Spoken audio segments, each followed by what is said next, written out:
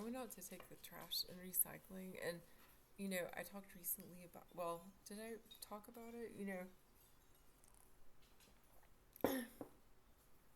After some communication with my mom that was really hard for me. I mean, I wrote something to her the next day. You sent something to her the next day, and just wrote, maybe this will help you understand me better. And that we might have differences about some things. I don't know what he's gonna get. But she said, after that, she had sent me a little something. I think it was then. So I went out to take the trash and recycling, and it was a package from Amazon. And I have to give her a break because I think she shows love with money and things. And we grew up poor, and I don't know, how did she grow up? I mean, the places where they lived, I mean, she always lived in East Point unless they were living somewhere else where Papa had work in a plant, uh, maybe manufacturing plants. I don't know all the places that he worked after he was in the Navy, but he did well enough with his company to pay for college and probably buy her a car. And there's a dress of her there are photos of her in pretty dresses and things like that. But I know it was not easy for her growing up, the only child. And they lived with her mother's parents for a few years in East Point, and and and and our grandparents. I don't know how involved Papa was in building it, because I mean, people in the family did those things. So his father at least made a walkway, a brick walkway, and I have a photo of some of that. Um, but I think it's hard for me um, I like to make things. So when I felt this, and I'm like, I don't know what this is. I felt it through the package, and I'm like, I don't know what it is. I don't know what it could be. I don't know if it's going to be something that hurts my feelings or what. And then I opened it, and it's a box, and I'm like, well, at first I saw the back, and I couldn't see. I don't think I could see completely that it was a jewelry box. And what did he get? All right. Do you have anything? No. All right. So, so, so I opened it up. Would you please stop? All right.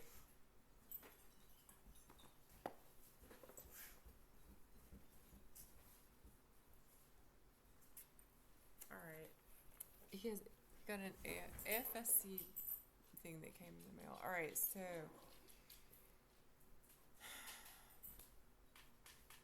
Garth, don't.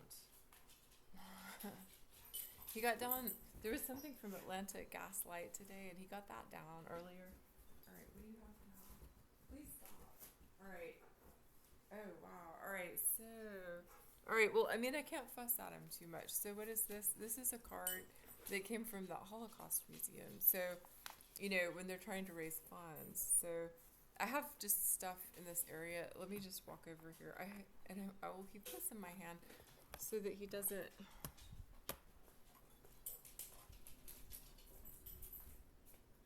There's stuff under here, and he's reaching in and getting things. So, all right. What does he have now?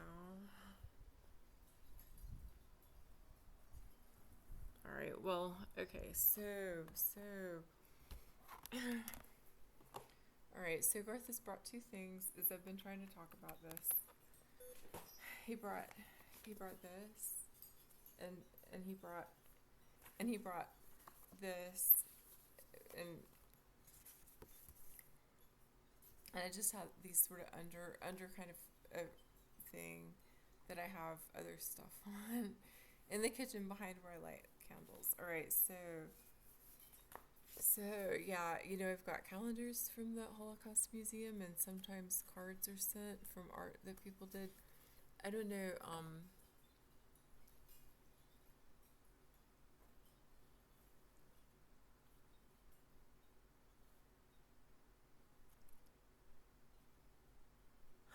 This is someone who survived, who got out of Europe. Um, Maybe Austrian. Okay, but all right. So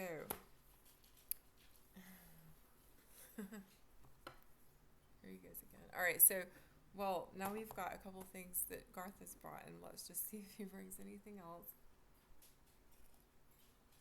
But when I opened this, some of my emotions at first, it was like, I mean, I make things with my hands, and that's what I was doing when I got derailed from working on from the BFA and all that. I don't know what he's gonna get. It's frustrating, because I like when he brings me things, kind of, but also I worry about things getting torn up. So, so anyway, Mom had written that I'm a phoenix. Okay, and then I said, well, I tattooed this. I tattooed this on my arm. It means black snake, galegi. All right. So what's this?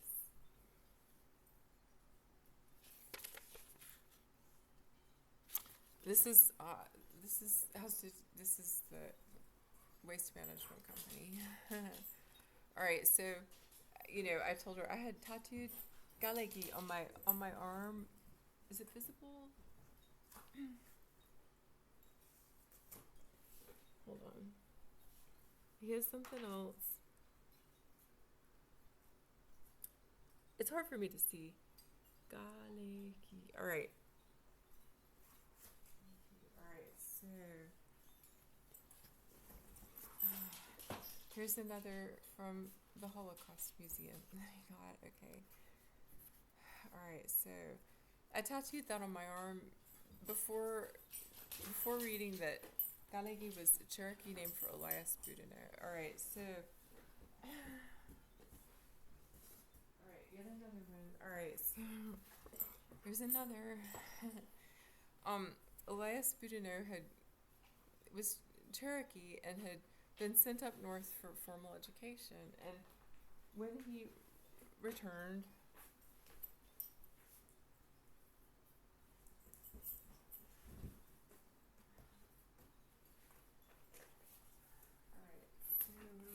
We've got.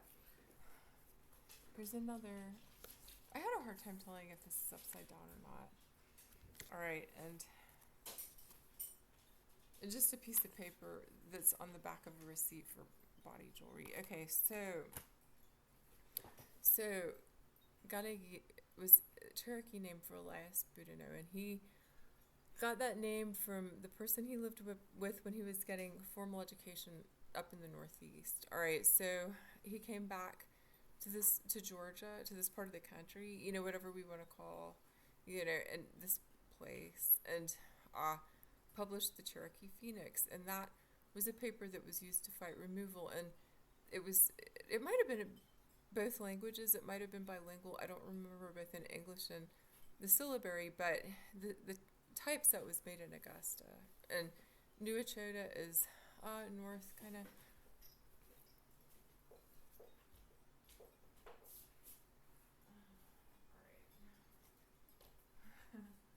Well, here's another piece of paper, and this is from when I got underwear recently. So I cut paper up and use it for lists and things like that. All right. So come here. So Elias Boudinot was a real big force behind preventing removal with the Cherokee Phoenix. All right, I'm just gonna let him keep that, whatever he has for now. He fought removal through the paper, but when removal was imminent, he and 3 other men signed a treaty, because otherwise it was going to be worse if they didn't, and the military was already moving in, so the removal was horrific.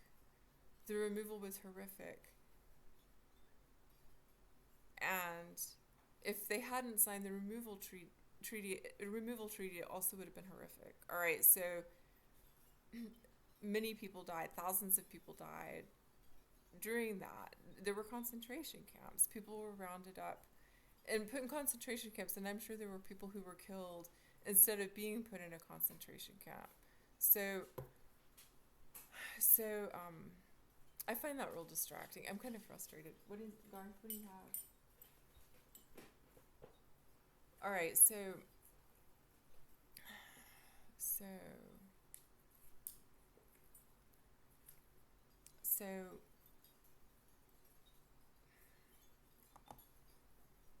so Elias Boudinot, Galegi, and Galegi black snake. A black snake is a really helpful snake. Well, snakes are not a bad thing, but a black snake, I mean, that's a helpful. A black snake, if a black snake bites you, you're probably not going to die because there ain't no venom. All right, so a newspaper removal, that fought removal for some years. And the army descending anyway. Andrew Jackson signing what he signed, the Indian Removal Act, and yeah, so there was the removal. Elias Boudinot, Galegi had fought it, but he had fought it with a newspaper.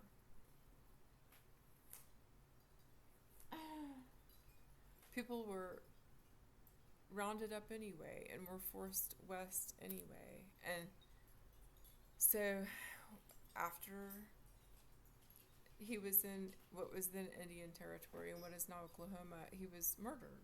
He was taken out of where he lived, taken out of his house, and he was murdered. And I've wondered if he was hung because it sounds like it was outside of his house. And I'm like, well, if people had a gun, maybe that would have been inside the house. But, but he was murdered, and two of the other four men, so three of the four men were killed after removal. They were murdered. They were said to be traitors by the persons that did that.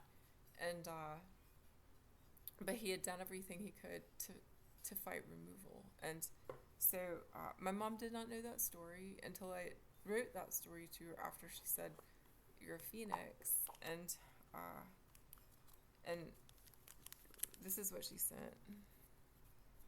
So, and when I opened this, actually, I thought about this book that I had,